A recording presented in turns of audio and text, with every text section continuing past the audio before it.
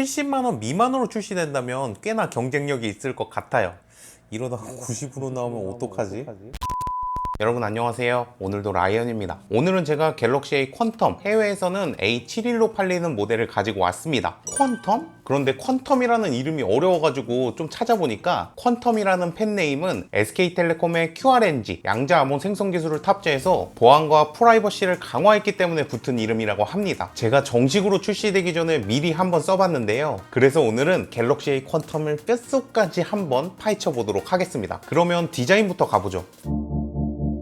갤럭시 A 퀀텀은 프리즘 큐브 블랙, 프리즘 큐브 실버, 프리즘 큐브 블루 세 가지 색상으로 출시가 되었어요. 저는 그 중에서 프리즘 큐브 실버를 가지고 왔습니다. 프리즘 큐브라는 이름에 걸맞게 4등분으로 된 독특한 패턴을 가지고 있는데요. 그래서 빛의 방향에 따라서 다양한 컬러를 만들어 줍니다. 이렇게 살짝 무지갯빛이 돌죠. 사실 이 패턴을 싫어하시는 분들도 굉장히 많은데요. 괜찮아요. 어차피 케이스 씌우면 다 거기서 거기. 사이드의 소재는 크롬으로 마감이 되었고 상단에는 유심과 마이크로 SD 카드를 넣을 수 있는 심 슬롯, 그리고 2차 마이크가 있고 우측에는 볼륨 버튼, 빅스비와 통합되어 있는 전원 버튼, 하단에는 3.5파이 이어폰 단자, 타입C 포트, 마이크와 5개의 구멍을 가진 스피커가 있습니다. 전면부는 많은 분들이 좋아하실 만한 플랫 디스플레이가 들어가 있어요. 갤럭시 A 퀀텀은 6.7인치의 풀 HD 플러스, 슈퍼 아몰레드 플러스 디스플레이가 사용되었습니다. 그리고 화면비는 20대 9예요. 화면을 켰을 때는 상단에 있는 펀치홀 카메라와 얇은 베젤 덕분에 중급기 스마트폰이라고는 느껴지지 않았습니다. 전면은 정말 잘 만들었어요. 185g의 무게와 6.7인치의 대화면을 가진 스마트폰인 만큼 들고 다닐 때 불편하지 않을까 걱정을 많이 했는데 후면에 있는 곡률 덕분에 그립감이 좋아서 꽤나 안정적으로 사용할 수 있었습니다.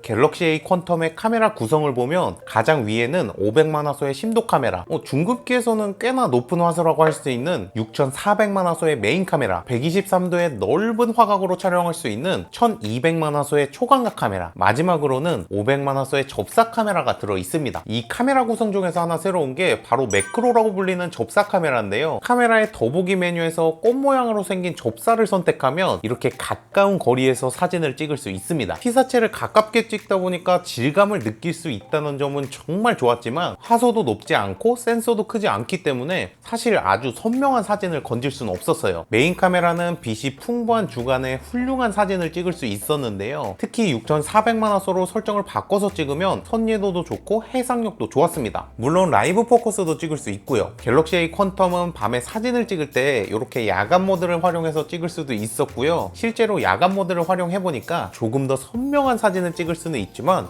지린다 할만한 사진을 찍기에는 역부족이었습니다. 그 이유는 OIS에서 찾을 수 있어요. 흔히 손떨림 방지, 손떨방이라고 하는데 갤럭시 A 퀀텀은 OIS가 탑재되지 않아서 빛이 없는 저조도나 움직임이 많은 영상을 촬영할 때 조금 아쉬웠습니다.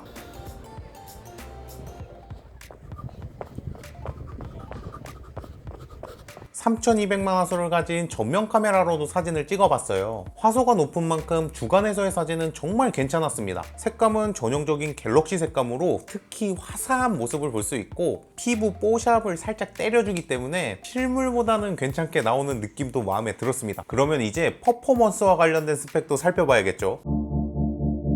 AP는 엑시노스 980, 느낌이 확 오죠. 하드한 작업, 특히나 고사양 게임을 하기에는 쾌적하지 않습니다. 하지만 일반적인 앱 열기나 멀티태스킹도 빠르고 영상을 보는 멀티 윈도우를 사용할 때도 무리 없이 사용할 수 있었어요. 기본 저장 공간이 128기가여서 라이트하게 사용하기에는 충분한 용량이지만 혹여나 부족하다면 마이크로 SD 카드로 최대 1테라까지 확장할 수 있습니다. 그리고 이제 배터리를 많이 궁금해 하실 것 같은데요. 갤럭시 A 퀀텀은 4500mAh의 배터리를 가지고 있는데 제가 실제로 사용하는 패턴, 게임은 안 하고 유튜브랑 넷플릭스만 급나게 보는 제 사용 패턴에서는 평균적으로 8시간 반 정도 사용이 가능했습니다. 또 제가 실제로 가지고 있지는 않지만 패키징 안에는 25W의 충전기도 기본으로 제공된다고 하니까 배터리와 관련된 부분은 크게 신경 쓰지 않아도 될 것 같아요. 기능적인 면을 보면 삼성페이 당연히 지원됩니다. 그리고 갤럭시 A 퀀텀은 광학시계 온스크린 지문 인식을 가지고 있는데 이거 상당히 빠르고 인식률도 좋았고 켜고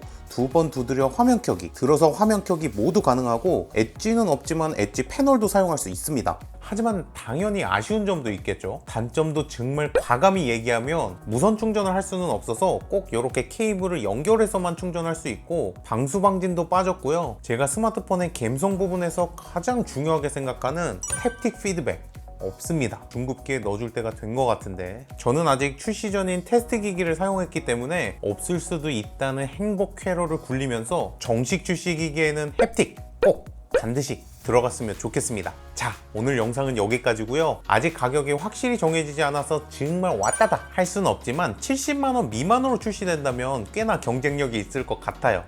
이러다가 90으로 나오면 어떡하지?